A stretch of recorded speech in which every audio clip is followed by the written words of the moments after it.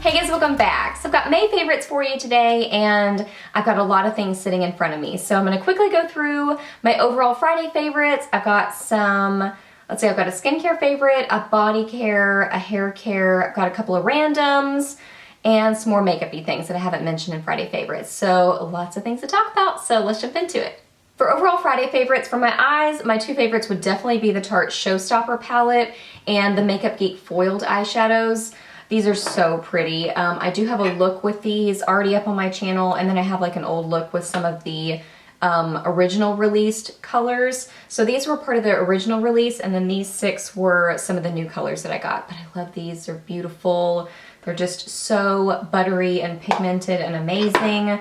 I do swatch these in, I think I swatch them in the tutorial, and then I swatch some of them in my Friday favorites, so you can check back for swatches. And then the Showstopper palette, this was a total surprise favorite for me. I thought I would like it, but I love it. It's just such a pretty bronzy, neutral, very kind of summery palette. I'm wearing this on my eyes today. It can be really dark and sultry and smoky, but you can also make it really wearable as well. Great for travel because it's kind of like all-in-one. Bronzer, highlighter, blush, eyeshadows. It's just a great palette. I love it. For cheeks, I just love these Wet n Wild Color Icon Blush and Glow Trios.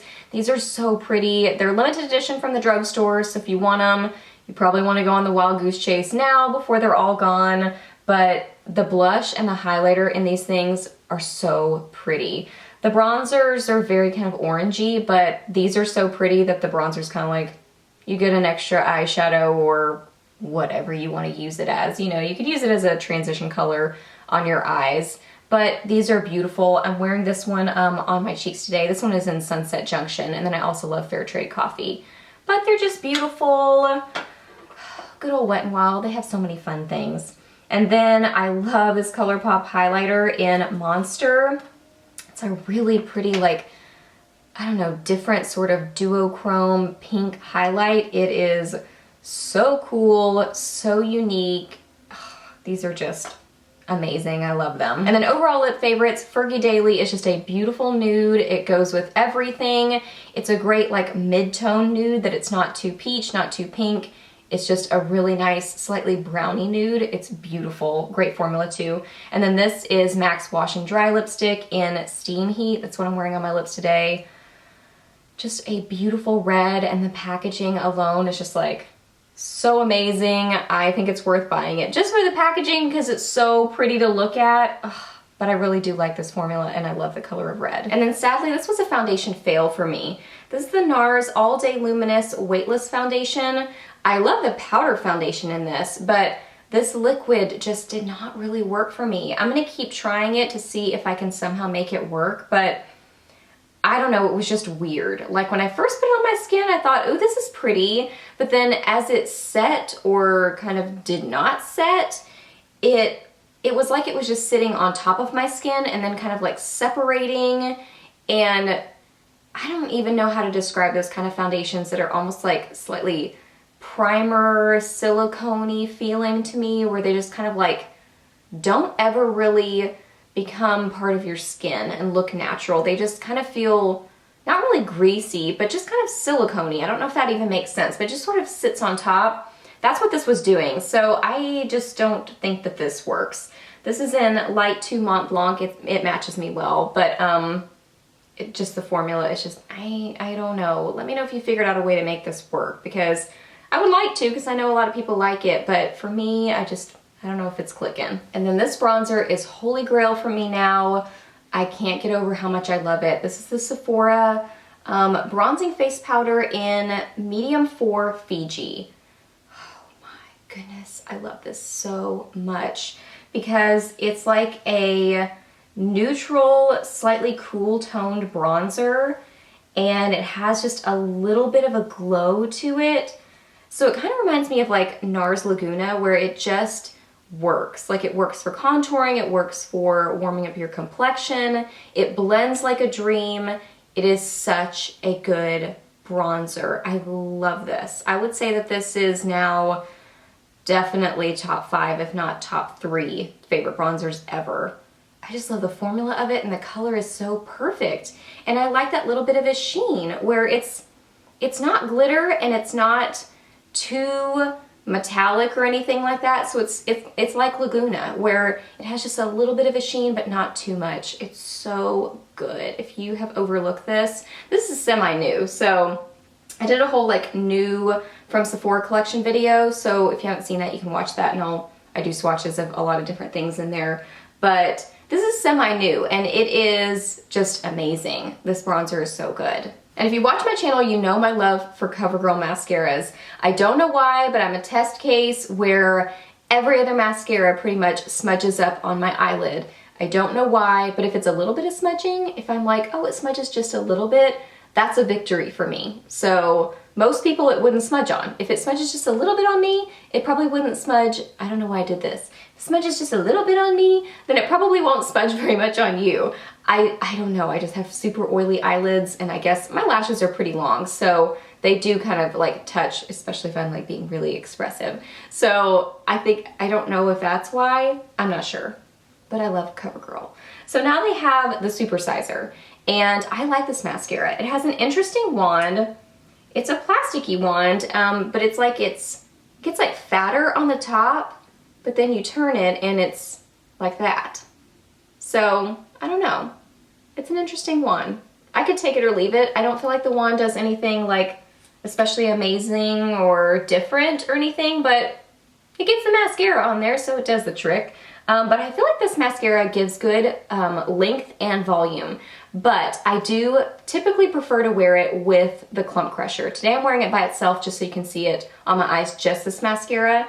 But I don't know, the Clump Crusher is like that make everything better mascara for me, because it really like separates your lashes and makes you look like you have a lot of lashes, because it just really separates them so you look like you have a lot of volume. So I love pairing that mascara with a bunch of different things, so I do typically use that with this one. But it's nice by itself.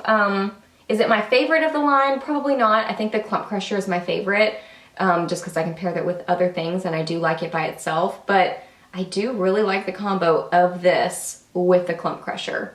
And again, they don't smudge everywhere and get all nasty and weird looking on my eyes, which I like that. And I had heard so many people talk about the e.l.f. lip exfoliator, and I wanted to try it, but I had never ordered it online for whatever reason.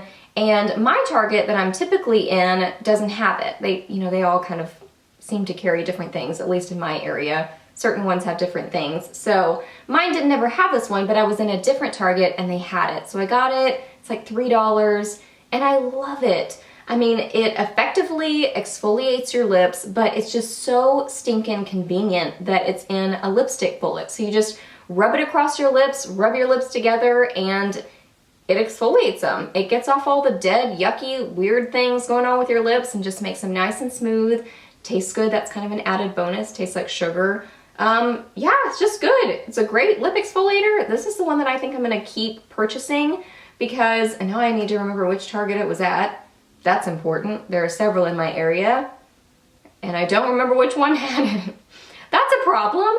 But anyway, if I can figure out where I found it from, or I'll order it online or whatever, I'm gonna keep getting this. It's just a great, easy lip exfoliator. For skincare, I really like this serum.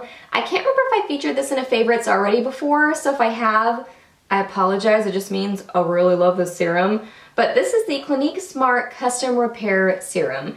This is so cool because it's kind of like a no-brainer serum. It's a smart technology in that it targets the areas of your skin that are needing attention.